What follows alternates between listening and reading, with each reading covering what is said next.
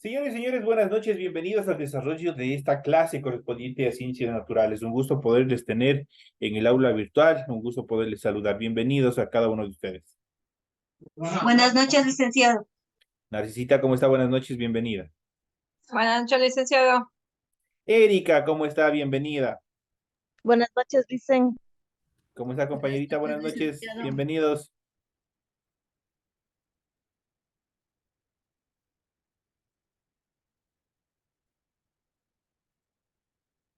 Buenas noches, licenciado. Buenas noches, dicen. ¿Cómo están? Buenas noches, compañeros.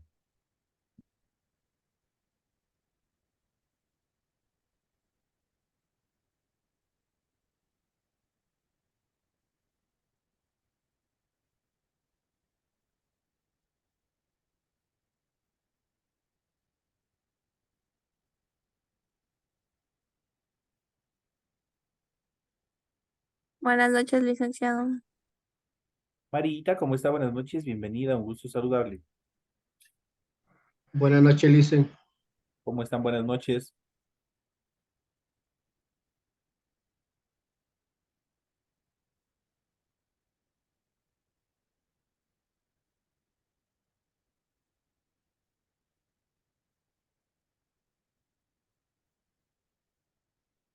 Iniciamos el desarrollo de las actividades correspondientes a ciencias naturales. Lamentablemente el tiempo es bien corto y vamos a hacer lo más rápido posible porque tenemos materia un poquito acumulada por la extensión misma de la materia. Estamos en el formato para recursos de aprendizaje de tarea que ustedes pueden observar en pantalla. Estamos en unidad 7, ecosistemas y biomas. Vamos a ver el tema número 3, que es corresponde a Alexander van Humboldt y sus resultados de las relaciones climáticas, los biomas del mundo. Esos son los temas que nosotros vamos a ver. Tienen ustedes aquí el tipo de tarea, el objetivo de la tarea. Y a continuación tienen las instrucciones. Recuerden que el trabajo es individual, deben leer el compendio de la unidad 7, tema número 3. Pueden ampliar su información sobre el mismo tema con otras bibliografías de ser necesario. ¿Qué es lo que tienen que hacer? Una tarea bastante pequeña. Dice lo siguiente, desarrolla las siguientes preguntas. Primero respondan. ¿En qué parte del mundo se encuentran los diferentes biomas estudiados? Tienen que ver un poquito en el mapa y tienen que identificar. A continuación dice, identifiquen en qué países los podemos encontrar con ayuda de un mapamundi.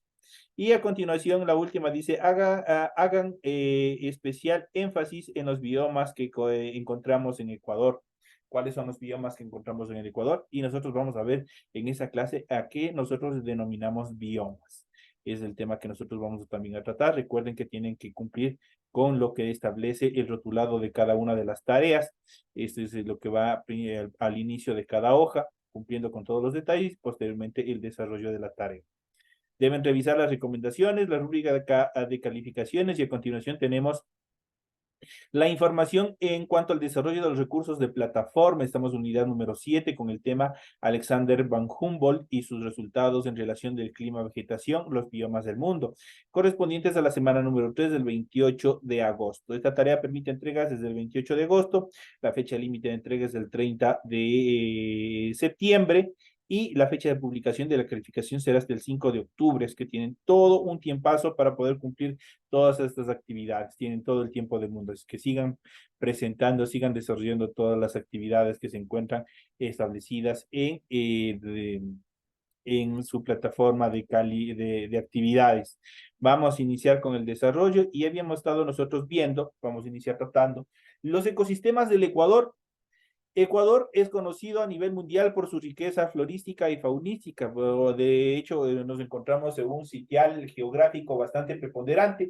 Estamos atravesados por la línea ecuatorial y eso nos permite que tengamos una gran biodiversidad en cuanto a flora y a fauna, la cual está asociada con la serie de variables ambientales como los bioclimas, el relieve, el suelo, los regímenes de inundación, entre otras características que modifican constantemente la estructura del suelo, que interactúan y dan origen a diferentes paisajes naturales y permanentes amenazas dadas por una continua y persistente presión del ser humano sobre los recursos naturales.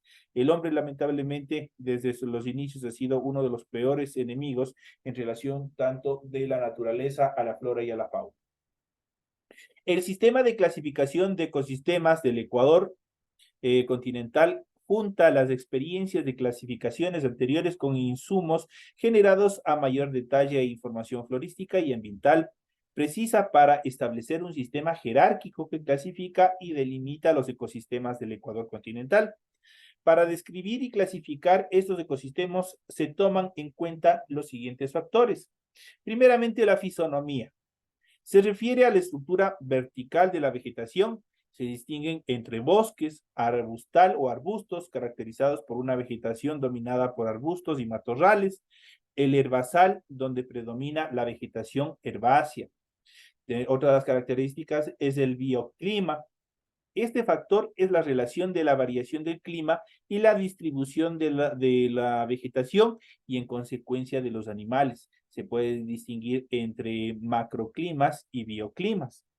Ecuador posee un macroclima tropical, producto de la radiación solar, la precipitación y la temperatura. Existen en Ecuador 4 bioclimas: el pluvial, el pluvio estacional, el exéquico y el desértico. Y a continuación tenemos la biogeografía, es otro sector bastante preponderante en cuanto a la biodiversidad de nuestro Ecuador continental. La biogeografía estudia los patrones de variación de unidades taxonómicas que resultan en la distribución de la biodiversidad biológica y la abundancia de las especies. Según la región biogeográfica, son el litoral, los Andes y la Amazonía, prácticamente costa, sierra y oriente, dejando un poquito de lado lo que es Galápagos. De esta manera, en el siguiente cuadro nosotros podemos ver la región biogeográfica, la provincia biogeográfica y el sector biogeográfico. Buenas noches, licenciado. Desde lo más grande hasta lo más pequeño. No se preocupe, compañera, siga nomás. En la región biogeográfica tenemos al litoral como tal, la provincia biogeográfica, o podemos mencionar a Chocó y el Pacífico ecuatorial, mientras que el sector biogeográfico podemos mencionar al Chocó ecuatorial, a la cordillera costera del Chocó, Jama, Zapotillo y la cordillera costera del Pacífico ecuatorial.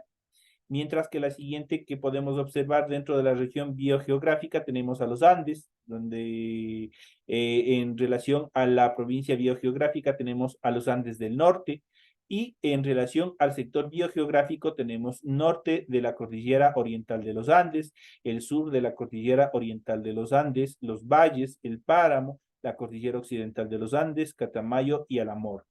Y entramos al siguiente sector, que es la región biogeográfica, la Amazonía, en la provincia biogeográfica, la Amazonía noroccidental, y el sector biogeográfico tenemos a la Guárico, tenemos Putumayo o Coquetó, tenemos Napo, tenemos Curaray, tenemos Tigre Pastaza, Abanico del Pastaza y las cordilleras amazónicas. De esa manera están conformadas en cuanto a la biogeografía de nuestro Ecuador. En cuanto a la geoforma permite conocer las características del suelo, el subsuelo y los relieves, factores que influyen en la conformación de los ecosistemas, principalmente de las unidades de vegetación. Este factor se divide en 3 niveles de representación. En primer lugar, el relieve general; en segundo sector, el macrorelieve; y en tercer puesto, el mesorrelieve. Esos son los 3 sectores en cuanto a la geoforma de nuestro planeta. El relieve general se refiere a todas las estructuras orogénicas, eso quiere decir a toda la estructura de las rocas, que definen áreas o escalas espaciales de la región. Así en Ecuador, los relieves son la costa, de montaña y oriente, que definen a las regiones del litoral, Andes y Amazonía respectivamente. En cuanto al macrorelieve, se refiere a unidades geomorfológicas a escala de paisajes e incluye los conceptos de la serranía, valle glacial, valle tectónico, la cordillera, la piedramonte, isla, piedemonte periandino y penillanura y llanura. Esos son lo que está constituidos en cuanto al macrorelieve.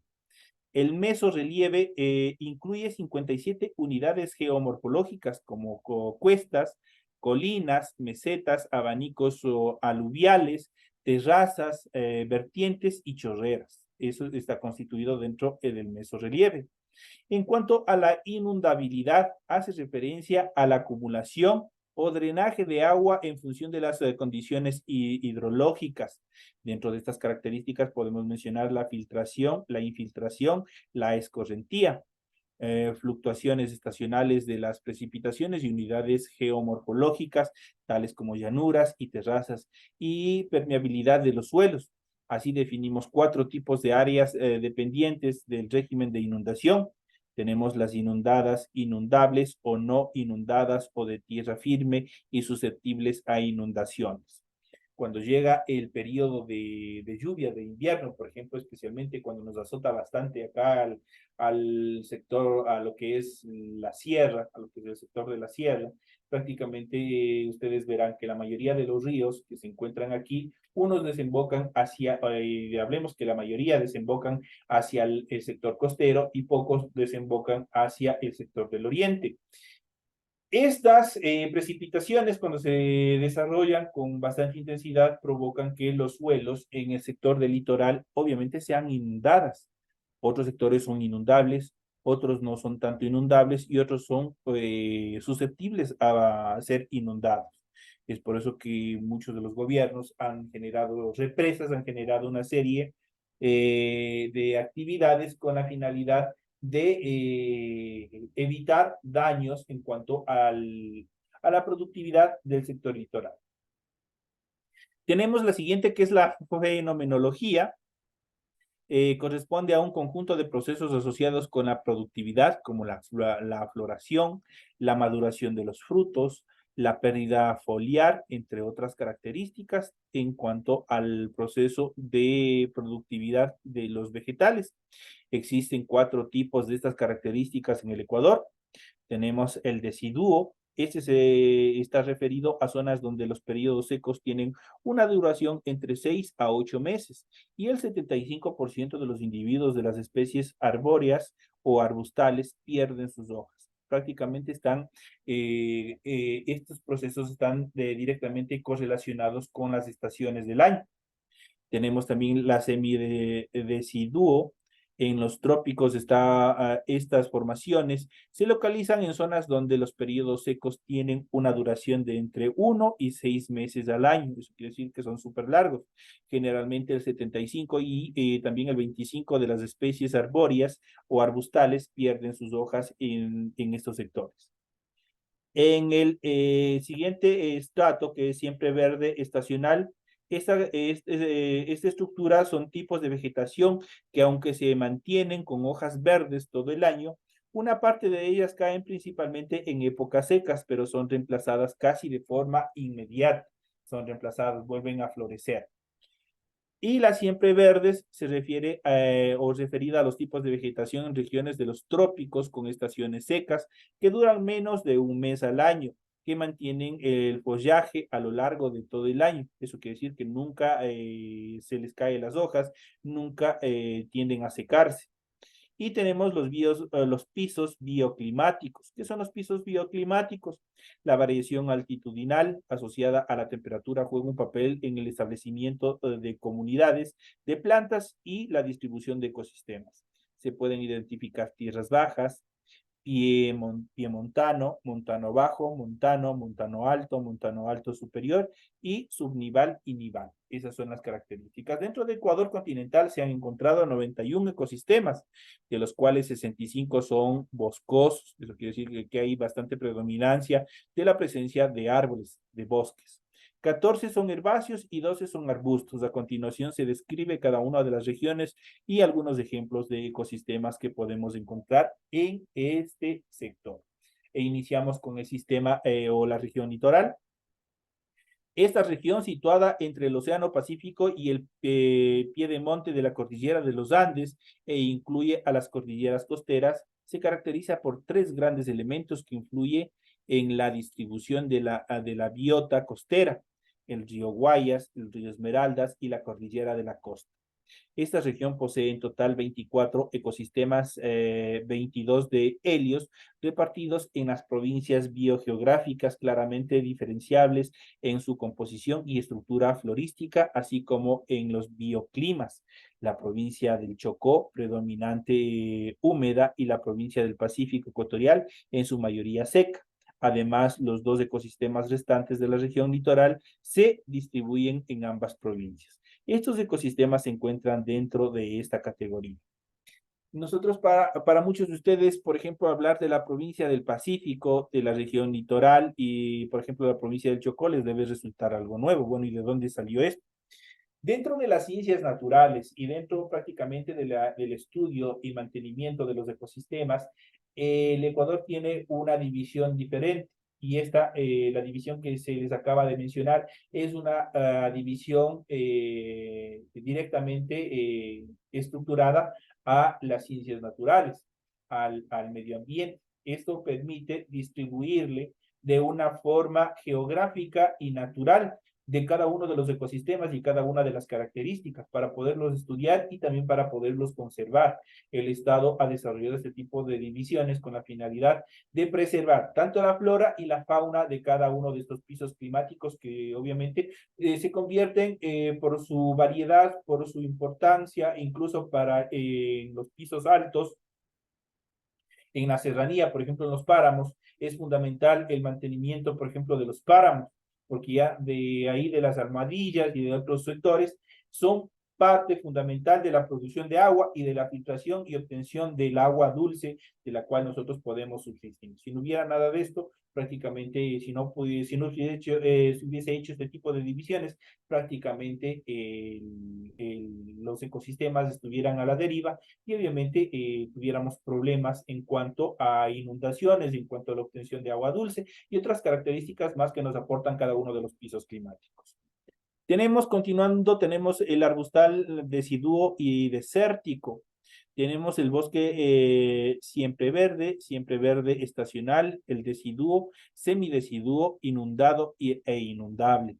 Tenemos el herbazal inundado e inundable. Tenemos el manglar y salinas, que son fundamentales, que habíamos visto anteriormente, cuáles son las características y la importancia del manglar. Esto en lo que corresponde a la región litoral. Pasamos a la región andina.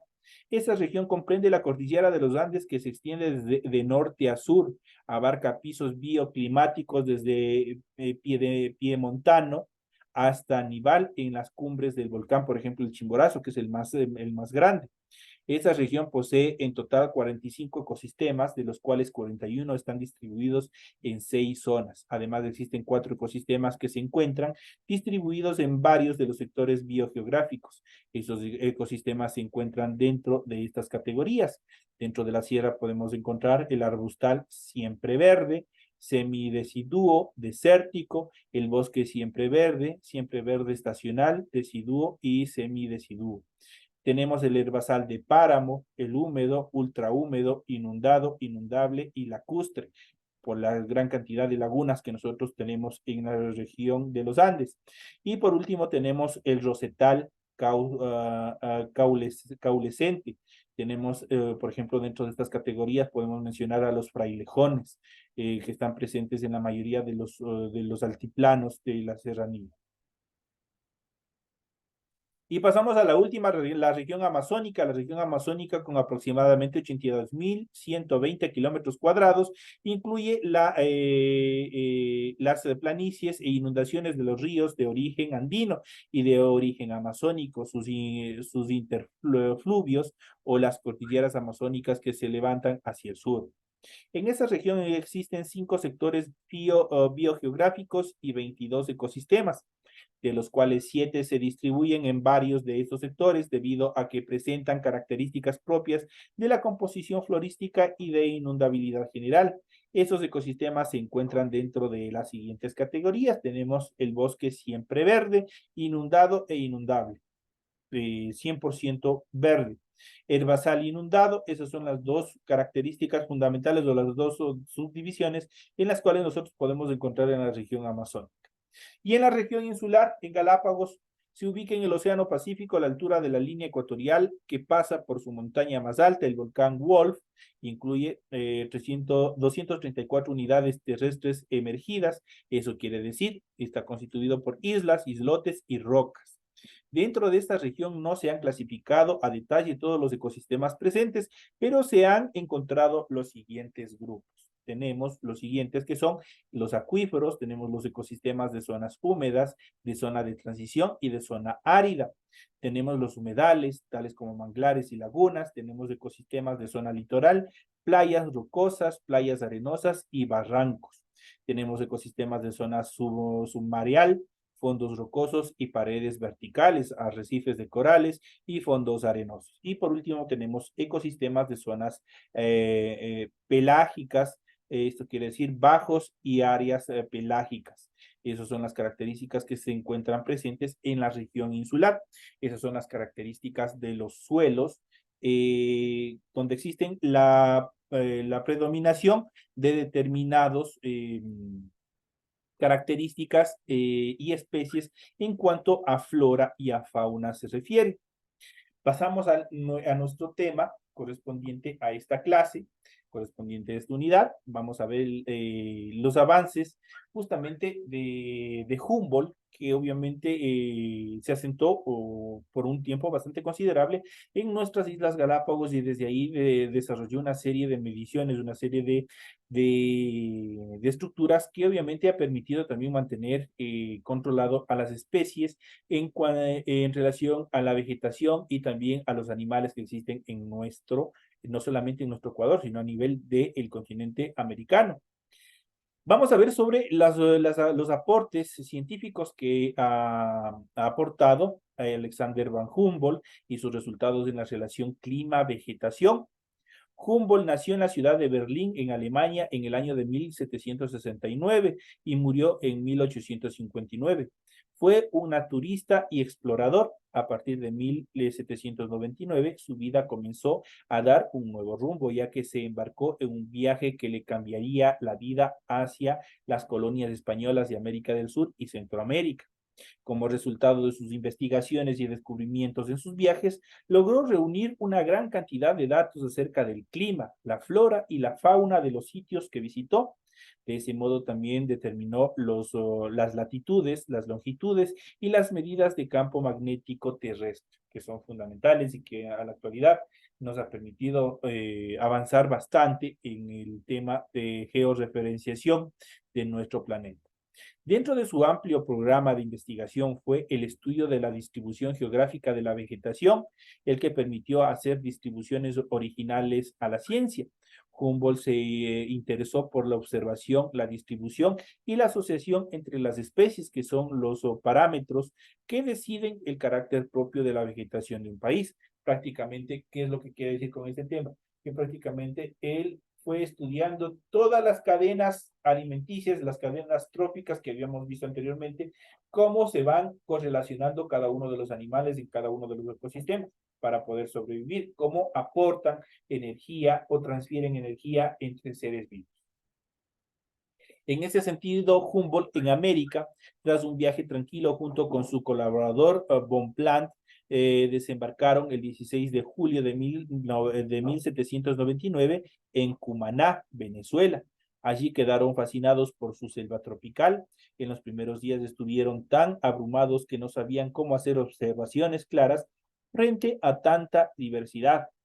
Recorrieron Venezuela hasta llegar con muchas dificultades al Amazonas. Sin embargo, en su regreso a la costa caribeña, se embarcaron en un viaje hasta Cuba y después regresaron al continente por Cartagena en Colombia. Humboldt llegó junto con su expedición a Quito en enero de 1802 y desde ese entonces realizó excursiones a los volcanes que forman parte de la cadena de los Andes, como es el Cotopaxi, el Tungurahua, el Chimborazo, y los analizó fitogeográficamente, estableciendo los pisos de vegetación en función de la altitud de cada uno de estos volcanes. Luego siguió con su expedición en Perú y regresó en barco a México, donde realizó estudios de medición de temperaturas de agua en las corrientes frías peruanas, que ahora llevan su propio nombre. las famosas corrientes de Humboldt. Culminó su viaje en 1804, tras 5 años regresó a París y se dedicó a la documentación de todas sus observaciones acerca de las expediciones científicas más ambiciosas realizadas en esta época. Los aportes de Humboldt a las ciencias naturales son muy numerosos y entre ellos se deben destacar también los estudios climáticos comparativos entre diferentes zonas del planeta y la relación que propuso entre las zonas climáticas y la existencia de las corrientes marinas. En concreto, Humboldt propuso que existía una relación directa entre las corrientes marinas frías y la existencia de desiertos costeros. Gracias a estos aportes se dio el nombre de corriente de Humboldt a la corriente marina fría que influye sobre la costa ecuatoriana y también la peruana. En cuanto a los biomas que existen en el mundo, como en los ecosistemas, resulta difícil definir los límites entre biomas, ya que no están separados por accidentes naturales concretos, sino por zonas de transición que presentan características intermedias. Eso quiere decir que no hay una zona determinada, o no hay un límite, no hay un lindero, sino que obviamente tienen zonas de transición en donde va, qué sé yo, pasando de la zona de bosques, de la zona boscosa, puede pasar a los matorrales. Entonces no hay una definición directa, sino que existe una transición. Hay territorios con transición. La intervención humana a lo largo de la historia y de manera más acusada durante las últimas décadas ha causado importantes modificaciones y alteraciones en todos los biomas. En el mapa que ustedes pueden observar, en este mapa temático, ustedes pueden observar por colores cómo está distribuido cada uno de estos biomas. Por ejemplo, tenemos la tundra y la alta montaña. Tiene un color medio morado. Luego tenemos la taiga, luego tenemos la estepa, los bosques. Aquí hay que hacer una diferencia. Hay bosques de climas fríos, que se encuentran directamente relacionados pues a glaciares, y otros bosques que son de carácter tropicales. Por eso que nosotros tenemos en diferentes colores, tenemos repetido el bosque. Tenemos selva tropical, tenemos las famosas sabanas que por la mayoría, por las características, solo se encuentran en el continente africano. Tenemos el desierto, igual en la parte occidental, y tenemos el hielo permanente. El hielo permanente que se encuentra justamente en los polos, en el polo norte y también acá hacia el polo sur. Los principales biomas terrestres son los siguientes. En primer lugar, tenemos a la tundra. En relación a su biótopo, el clima es frío y seco. La temperatura media anual es inferior a los 0 grados centígrados. Las precipitaciones son muy escasas, pero las bajas temperaturas impiden la evaporación y las plantas disponen de agua necesaria durante el corto verano en el que el suelo está libre de la nieve. En cuanto a la biocenosis, la vegetación está dominada por líquenes y plantas con poca altura, como los musgos. Entre la fauna abundan los insectos, también encontramos animales que sobreviven al invierno, emigrando o hibernando, en este caso como el reno y también como el oso.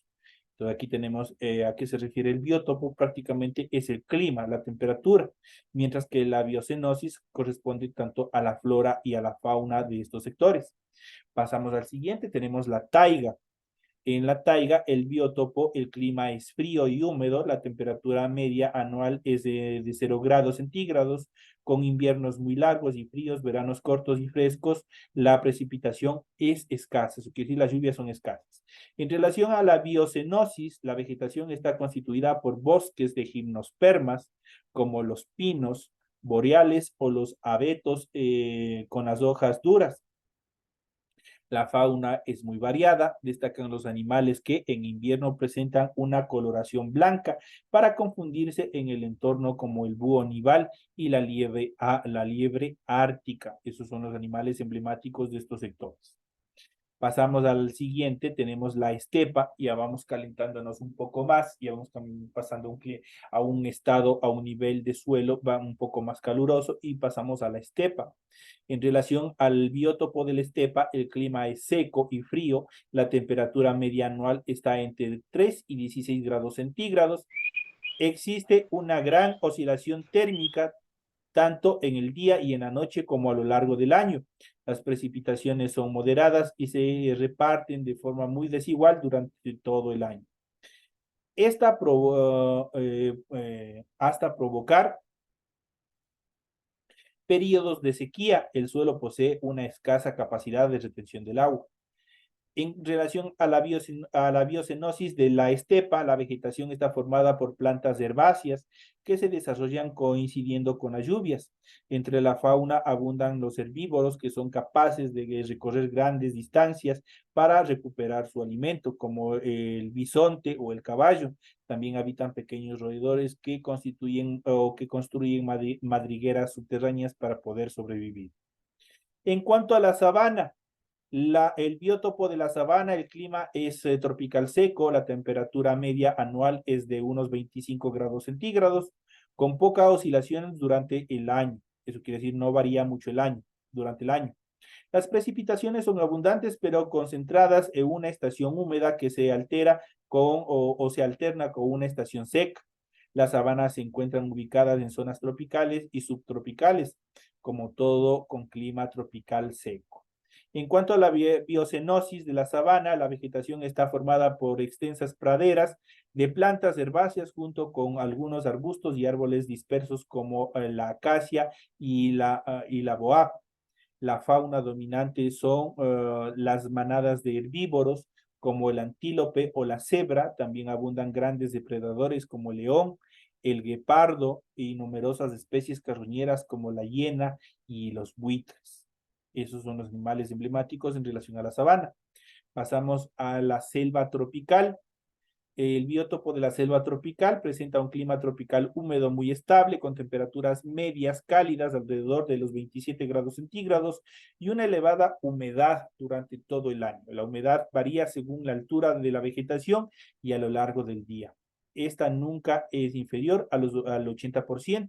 Las precipitaciones anuales en estos sectores son abundantes, justamente por la presencia de bosques. La selva tropical. En cuanto a su biocenosis, esta es mucho más abundante. Su biodiversidad y biomasa son de las más elevadas del planeta. La vegetación está constituida por grandes árboles de muchas especies diferentes que forman una selva muy densa. Las copas de los árboles dificultan el paso de la luz al suelo, abundan las enredaderas que trepan en busca de luz y los hongos en el suelo. La fauna es muy abundante y destaca la gran variedad de invertebrados, reptiles y aves. Entre los mamíferos encontramos algunos primates como el gorila y también el orangután. Se observa una gran variedad de plantas epífitas que viven sobre los árboles para acceder mejor a la luz, como las orquídeas. En el estrato más bajo crecen las lianas. Estas plantas trepan a los árboles que utilizan como apoyo para buscar la luz. Pasamos al siguiente, que son el bosque caducifolio. En este sentido, su biótopo, la temperatura media anual está entre 8 y 14 grados centígrados, con inviernos fríos y veranos templados. Las precipitaciones son abundantes y están distribuidas uniformemente durante todo el año. En cuanto a su biocenosis, la vegetación está dominada por árboles de hojas caduca que se adaptan de esta forma al frío del invierno, como son el roble o también el haya. Entre la variada fauna existen algunas especies como la adaptación a la estación fría. Por ejemplo, existen determinados animales que hibernan o emigran para poder sobrevivir a las bajas temperaturas. Dentro de ellos podemos mencionar al oso pardo y muchos roedores que obviamente desarrollan este tipo de supervivencia. Y tenemos a continuación el bosque mediterráneo. Su biótopo, el clima es templado con estaciones secas, temperatura media anual entre 15 y 20 grados centígrados, con inviernos suaves y veranos muy calurosos. Las precipitaciones son moderadas y caen principalmente en primavera y otoño, mientras que se produce una sequía estival. Eso quiere decir que es bastante intensa el periodo de sequía. En cuanto a la biocenosis, la vegetación se caracteriza por el predominio de los árboles y de los arbustos de hojas perennes, pequeñas y endurecidas, como la encina o la retama. La fauna es muy diversa y podemos encontrar animales como la cabra montés, las aves rapaces, el búho nival y la liebre ártica. Esos son los animales que podemos encontrar. Y por último, entramos a lo que es el desierto. El biótopo del desierto, el clima es muy seco. La temperatura media anual varía entre 20 y 30 grados centígrados, con pocas oscilaciones durante el año, pero muy elevadas entre el día y obviamente bajas, totalmente bajas durante la noche. Las precipitaciones son muy escasas y distribuidas de forma irregular. En cuanto a su biocenosis del desierto, la biomasa es muy reducida en ese sector. La vegetación presenta muchas adaptaciones a la escasez de agua, como son las hojas transformadas en espinas y los tallos engrosados para acumular agua, propios de los cactus, por ejemplo. La fauna es más activa durante la noche para evitar así las horas de la máxima temperatura. Entre los animales predominan coloraciones claras que reflejan la luz y les camuflan para evitar cualquier tipo de depredadores. Además, algunos pueden almacenar agua en sus tejidos con la finalidad de soportar grandes periodos de sequía o hasta conseguir el líquido para poder sobrevivir. Estos son prácticamente todos los pisos climáticos, las características en cuanto a los biomas que nosotros hemos visto del mundo, cómo están constituidos, cuáles son el biotopo y la biomasa o la biocenosis de cada uno de estos sectores, que son preponderantes y que están distribuidos a lo largo de todo nuestro planeta, en lo que especialmente concentrados en lo que es las placas continentales, lo que son los continentes. De esta manera, señoras y señores, queda explicada y ya completa las clases correspondientes a ciencias naturales. En función de eso, ustedes tienen la tarea que ustedes tienen que desarrollar. Les deseo suerte, que tengan una excelente noche y nos estaremos viendo hasta la próxima clase.